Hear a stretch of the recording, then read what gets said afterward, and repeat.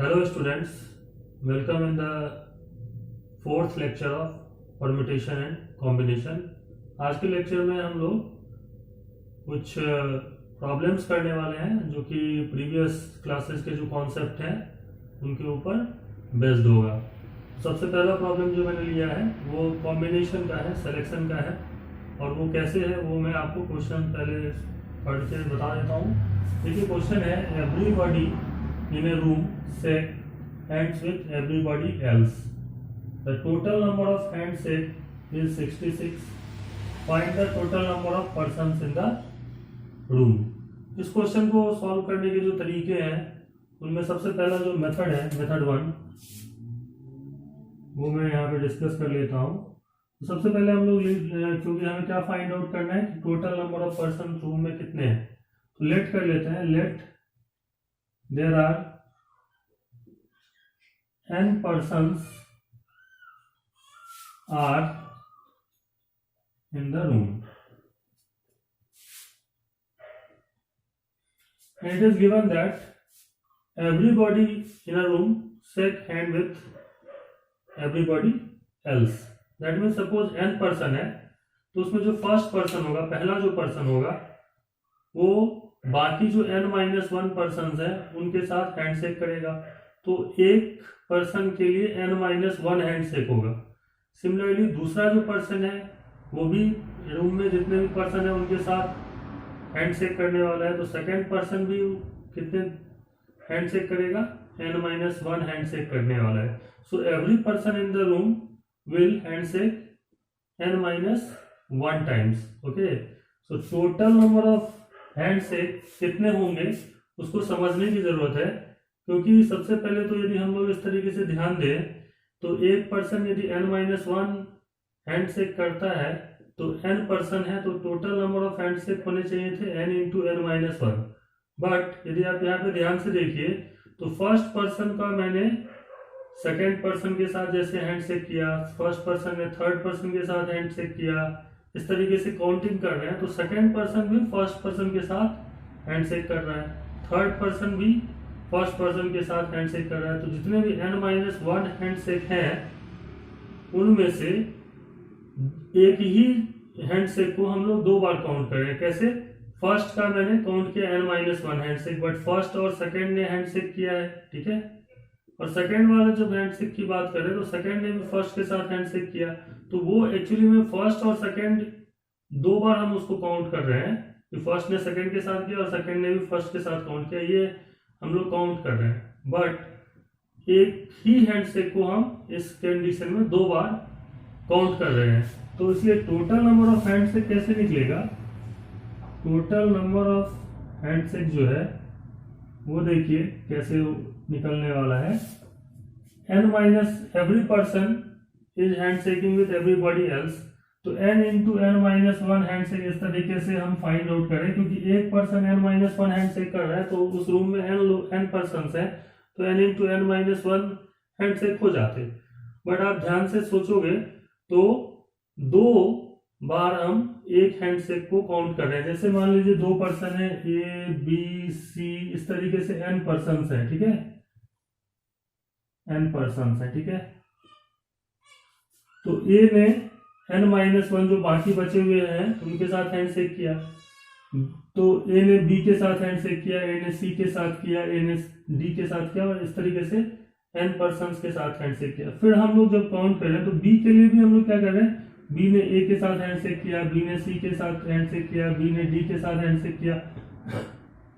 तो हो क्या रहा है कि ये वाला जो हैंडशेक है और ये जो हैंडशेक है उसको हम एक्चुअली 1 काउंट करेंगे, क्योंकि जब A और B हैंडशेक करेगा तो नंबर ऑफ हैंडशेक तो एक ही होगा, ठीक है। बट वो हर एक के लिए हम लोग जो है वो इस वाले में काउंट कर रहे हैं। तो दो हैंडशेक जो कि इधर काउंटिंग में आ रहा है वो एक्चुअली में एक हैंडशेक है, तो हम क्या करने वाले हैं, इसको 2 से डिवाइड कर देने वाले हैं, ठीक है। तो टोटल नंबर ऑफ हैंडशेक कितना हो जाएगा? n into n-1 divide by 2।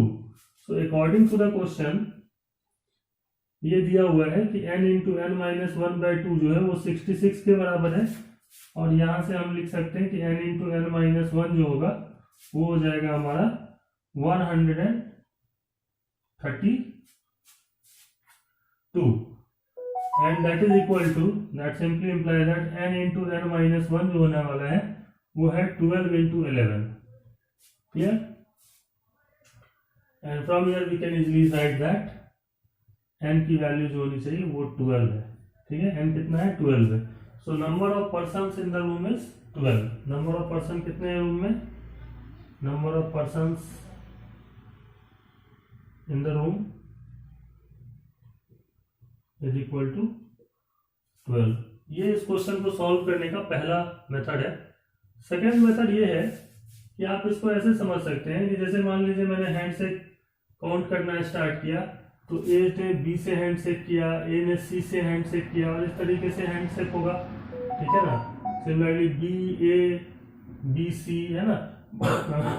But A B and B A both are the same hand shake.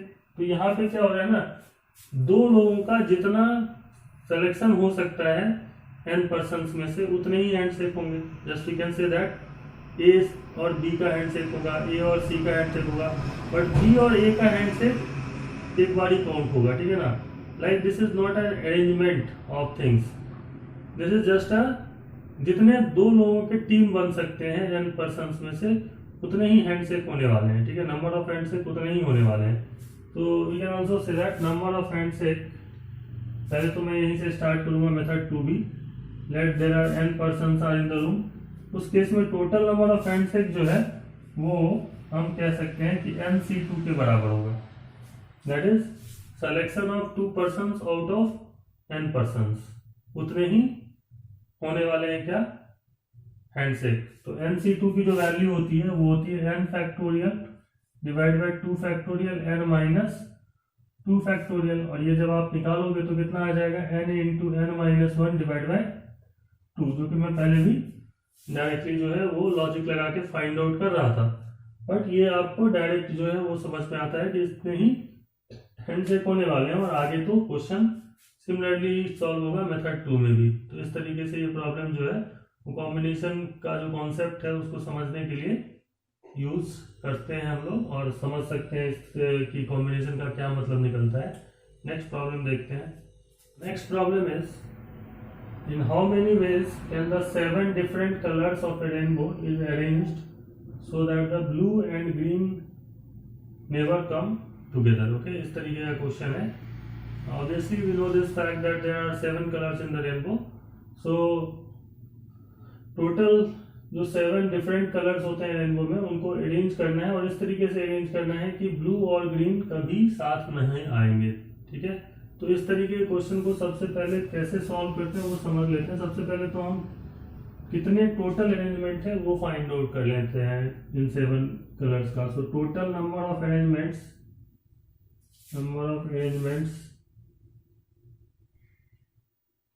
Of 7 colours of rainbow is equal to 7 factorial. Okay, इतने तरीके से हम रेनबो के जो colour होते हैं उनको अरेंज कर सकते हैं. इनमें से मैं ये फाइंड आउट कर सकता हूं कि ऐसे कितने अरेंजमेंट होंगे जिसमें ब्लू और ग्रीन एक साथ हो.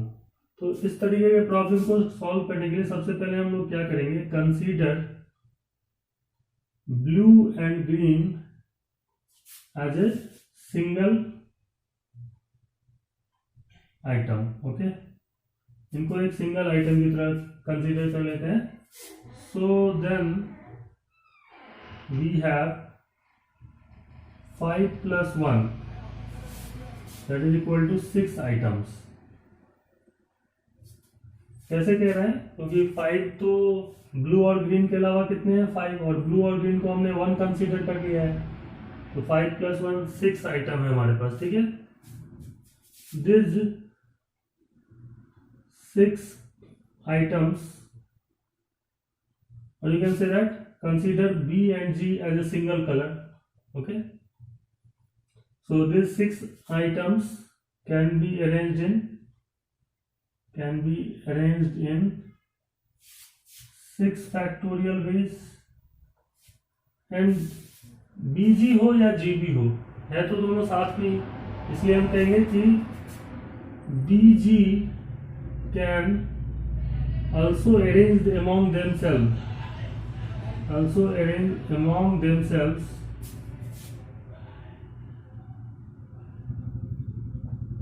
in 2 factorial ways, in each case. So number of arrangements in which BG comes together is equal to 6 factorial into 2 factorial. Okay, समझ रहे हैं बात? तो हमें क्या फाइंड आउट करना है? हमें फाइंड आउट करना है कि ऐसे कितने अरेंजमेंट होंगे जिसमें ब्लू और ग्रीन कभी साथ नहीं आएंगे। तो total number of arrangement 7 factorial है, और ऐसे अरेंजमेंट कितने हैं जिसमें दोनों साथ में है, वो इतने हैं। तो ऐसे कितने अरेंजमेंट होंगे जिसमें दोनों ब्लू और ग्रीन साथ में नहीं होंगे, वो कितना होगा? That means number of required arrangement क्या है? That means never come together वाला जो अरेंजमेंट्स होगा, that means blue and green never come together, ये कितने तरीके से हो सकता है? वो हो जाएगा आपका 7 factorial, that is total number of arrangement minus those arrangement in which blue and green are together. So that is 6 factorial into 7 minus 2, that is 6 factorial into 5। 6 factorial जो है वो होता है आपका 720 इंटू 5, एंड दिस इज 5 2 जा 10, 5 7 जा 35, और plus 1 करेंगे तो 36। तो इट इज 3600 ऐसे अरेंजमेंट होंगे जिसमें ब्लू एंड ग्रीन एक साथ नहीं होने वाले हैं, यदि हम इनको अरेंज करते हैं 7 कलर्स ऑफ द जो रेनबो है उनको अरेंज किया जाए। तो इस तरीके का क्वेश्चन को इसी टाइप से सॉल्व किया जाएगा। Okay, the next problem is 4 boys and 4 girls are to be seated in a line. Find the number of ways so that they can be seated so that no 2 girls are together. कोई भी 2 girls एक साथ नहीं हो। ठीक है, तो इस तरीके के क्वेश्चन को कैसे करना है वो आपको समझना होगा। तो यहाँ पे जो क्वेश्चन दिया हुआ है उसमें ये है कि कितने गर्ल्स हैं? टोटल 4 गर्ल्स हैं, और बॉयज कितने हैं? 4 बॉयज हैं। ठीक है, और कितने ऐसे तरीके होंगे जिससे कि कोई भी 2 गर्ल्स एक साथ नहीं बैठे। ठीक, तो इस क्वेश्चन को सॉल्व कैसे करते हैं, क्या सॉल्यूशन होता है इसका? तो सबसे पहले हम क्या करते हैं, इसमें बॉयज जो होते हैं उनको हम 4 बॉयज हैं यहाँ पे, B1 B2 B3 B4, 4 boys हैं। ठीक है, इनको हम पहले सिट करवा देते हैं, मतलब इसमें ये बैठ गए। ठीक है, वो कितने तरीके से अरेंज हो सकते हैं आपस में बॉयज? ऑब्वियसली 4 फैक्टोरियल वेज से। सो बॉयज कैन अरेंज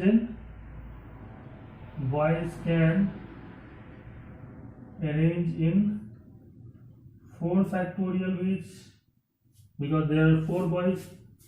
और गर्ल्स, कोई भी 2 गर्ल्स एक साथ नहीं है, उसके लिए क्या हो सकता है? देखो, ये वाला प्लेस, ये वाला प्लेस, ये वाला और ये वाला। ठीक है, इन कितने जगह हो गए यहाँ पे? 1 2 3 4 5। इन 5 प्लेसेस में कहीं पे भी 4 प्लेसेस पे जो क्रॉस है ना, उनमें कितने क्रॉस है? यहाँ पे 5 क्रॉस है। इन 5 क्रॉस में किसी भी 4 क्रॉस पे यदि हम गर्ल्स को बिठा देते हैं, चारों गर्ल्स को, तो जो अरेंजमेंट होगा उसमें कोई भी 2 गर्ल्स एक साथ नहीं बैठ सकती है। तो गर्ल्स के लिए कितने जगह हैं? 5, और गर्ल्स है कितनी? 4। So girls can arrange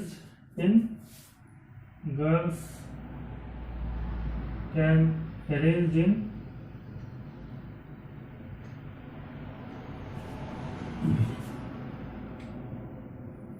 5P4 ways। okay, 5 places and we have only 4 को हम लेकर के यहाँ पे बिठाना है। इसको हम ऐसे भी समझ सकते हैं, number of girls can arrange in 5C4 into 4 factorial way. 5C4 का मतलब है इन 5 में से कोई भी 4 प्लेसेज आप चूज कर लो, फर्स्ट, सेकंड, थर्ड, फोर्थ, या फर्स्ट, सेकंड, थर्ड और फिफ्थ, फर्स्ट, थर्ड, फोर्थ और फिफ्थ। तो मतलब एक तरीके से क्या कर रहे हैं हम लोग, ये जो क्रॉस वाले प्लेसेज हैं उनमें से 4 प्लेसेज हम सेलेक्ट कर रहे हैं कि कहाँ पे हमें गर्ल्स को सिट करवाना है, और फिर वो आपस में अरेंज भी कर सकते हैं। तो वो कितने तरीके से हो सकता है, 5C4 into 4 फैक्टोरियल वेज से गर्ल्स अरेंज हो सकती हैं। तो टोटल नंबर ऑफ वेज जो हो जाने वाला है यहाँ पे, total number of required ways वो हो जाने वाला है आपका 4 factorial into 5C4 into 4 factorial. Okay, and because ये दोनों वर्क है, पहले बॉयज को बिठाया 4 फैक्टोरियल तरीके से, फिर गर्ल्स को बिठाया that is 5C4 into 4 factorial तरीके से। तो अब वर्क कंप्लीट हुआ, जब ये दोनों वर्क कंप्लीट हुआ तब ये सारे का सारा वर्क कंप्लीट हुआ 4 बॉयज एंड 4 गर्ल्स को सेट करने का। तो इसलिए मल्टीप्लीकेशन थ्योरम लगाया है यहाँ पे, और इसको थोड़ा कैलकुलेशन करेंगे तो ये 24, ये हो जाएगा आपका 5 factorial divided by 4 factorial into 5 - 4 1 factorial into 24। ये आप देखोगे तो होने वाला है 24 इंटू 5 इंटू 24। इसको हम आगे मल्टीप्लाई करके इजिली इसका आंसर फाइंड आउट कर सकते हैं। तो पहला जो क्वेश्चन था इसका वो हमारा हो जाता है सॉल्व। ठीक है, अब हम करते हैं सेकंड प्रॉब्लम सॉल्व। तो ये वाला मैं आंसर हटा देता हूं और सेकंड प्रॉब्लम यहीं पे सॉल्व कर लेते हैं। सेकंड प्रॉब्लम देखिए क्या है, number of ways in which not all girls are together. ऐसे कितने तरीके होंगे जिसमें सारे के सारे गर्ल्स एक साथ नहीं हो। तो सबसे पहले इस तरीके के क्वेश्चन में हम क्या कहेंगे, कंसीडर ऑल 4 गर्ल्स एज 1। सबसे पहले तो टोटल नंबर ऑफ अरेंजमेंट कितना हो सकता है इनका वो निकाल लेते हैं। तो टोटल नंबर ऑफ अरेंजमेंट्स हो जाएगा हमारा 8 फैक्टोरियल तरीके से। गर्ल्स और बॉयज हैं, 4 बॉयज हैं 4 गर्ल्स है, तो टोटल 8 पर्सन है and they can arrange among themselves in 8 factorial. 8 factorial total arrangement हो सकता है इनका। इसमें जब हमसे ये इस तरीके का क्वेश्चन पूछा जाए कि not all girls are together, तो हम क्या कंसीडर करेंगे, consider all 4 girls as 1 item. So we have total 4 plus 1 that is equal to 5 items.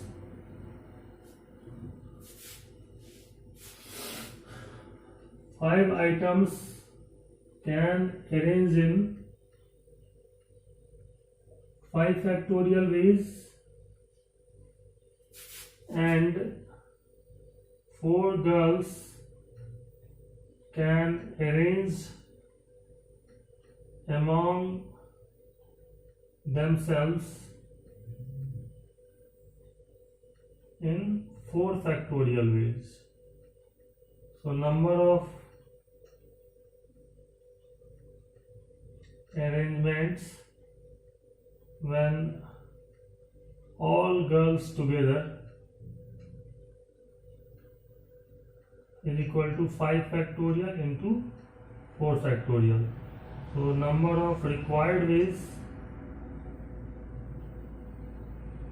must be equal to 8 factorial minus 5 factorial into 4 factorial is the answer of the second problem, because total arrangement 8 factorial है, जिनमें से 5 factorial into 4 factorial arrangement ऐसे हैं जो कि जिसमें सारे के सारे गर्ल्स एक साथ हैं। तो ऐसे कितने अरेंजमेंट होंगे जिसमें गर्ल्स जो है वो सारे के सारे गर्ल्स एक साथ नहीं होंगी, वो ऑब्वियसली इस तरीके से फाइंड आउट हो सकता है। तो सेकंड प्रॉब्लम जो है वो इस टाइप से हो जाता है सॉल्व, नोट डाउन करते जाइएगा। उसके बाद है नेक्स्ट प्रॉब्लम कि boys and girls are alternate, है ना, boys and girls are alternate. अब यहाँ पे दो केसेस पॉसिबल है, क्योंकि थर्ड क्वेश्चन जब हम करेंगे तो हमारे पास दो पॉसिबिलिटी है कि case one, when boys are at first place, ठीक है ना, पहले प्लेस पे बॉय हो, मतलब इस तरीके से हो, बॉय बॉय बॉय बॉय, और गर्ल यहाँ हो, जी जी जी जी, है ना, तो अल्टरनेट हो गया। तो ये एक तरीका हो गया। तो इसको करने में कितने होंगे तरीके, नंबर ऑफ वेज होगा आपका, obviously boys can arrange in 4 factorial veg and girls can arrange in also 4 factorial veg, so 4 factorial into 4 factorial. But ये भी पॉसिबल है कि गर्ल पहले हो और बॉय सेकेंड नंबर पे हो, है ना, गर्ल यहाँ हो। So case 2 is when girl is at first place,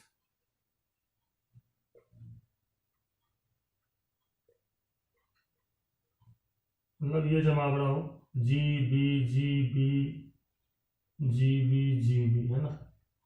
so number of veg इसमें भी कितना होगा, नंबर ऑफ वेज हो जाएगा इस केस में 4 factorial into 4 factorial. So required number of veg, required number of veg is equal to 4 factorial into 4 factorial plus 4 factorial into 4 factorial। मतलब ये वाला केस और ये वाले केस में जो टोटल नंबर ऑफ अरेंजमेंट है उनको ऐड कर दिया, that is nothing but 2 into 4 factorial into 4 factorial, that is 2 into 24 into 24। ये कैलकुलेट करके इसका आंसर आ जाएगा। ठीक, नेक्स्ट प्रॉब्लम देखते हैं, मतलब इसी का फोर्थ पार्ट, ये भी हटा देता हूँ तो नोट डाउन कर लेना है। Fourth number is, if there are 4 married couples, then number of ways in which they can be seated so that each couple is together। मतलब ये जो 4 बॉयज और 4 गर्ल्स हैं, इनमें ये 4 कपल हैं इनमें से, ठीक है ना। तो मान लीजिए B1 G1 एक कपल है, ठीक है, B2 G2 is another couple, B3 G3 is another couple and B4 G4 is another couple, है ना। ये कपल एक साथ होने चाहिए, ठीक है। तो इन सब दो लोगों को एक कंसीडर कर लेंगे हम लोग, consider one couple as a single one, ठीक है ना। ये इसको वन कंसीडर करेंगे। तो ये आपस में कितने तरीके से अरेंज हो सकते हैं, number of arrangements of couples of 4 couples, that is nothing but 4 factorial veg. और इन इच जो भी जैसे मान लीजिए B1 G1 है, ये G1 B1 भी हो सकता था, ठीक है। तो number of arrangements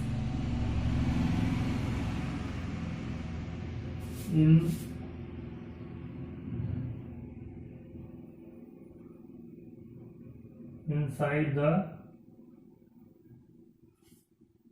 couples, so we can say that number of arrangement in itself of the couples, खुद में कितने अरेंज हो सकते हैं, तो ये 2 फैक्टोरियल से, ये 2 फैक्टोरियल से, ये 2 फैक्टोरियल से और ये 2 फैक्टोरियल से, ठीक है। सो टोटल नंबर ऑफ वेज जो है वो कितना हो जाने वाला है, टोटल नंबर ऑफ वेज हो जाने वाला है, नंबर ऑफ वेज हो जाने वाला है हमारे पास, that is equal to 2 factorial का पावर 4 इंटू 4 फैक्टोरियल, और ये ऑब्वियसली 2 का पावर 4 इंटू 24 है, दैट इज 16 इंटू 24। तो इस तरीके से इसको सॉल्व करके हम आंसर फाइंड आउट कर सकते हैं। तो इस टाइप का जो प्रॉब्लम है वो परम्यूटेशन का बहुत बेसिक प्रॉब्लम है, इनको सॉल्व करना है।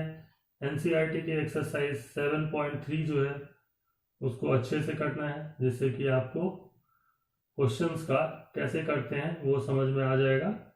नहीं समझ में आने से डाउट वगैरह में आप डिस्कस कर सकते हैं, वीडियो कॉल कर सकते हैं और इनको क्लियर कर सकते हैं अपने डाउट्स को।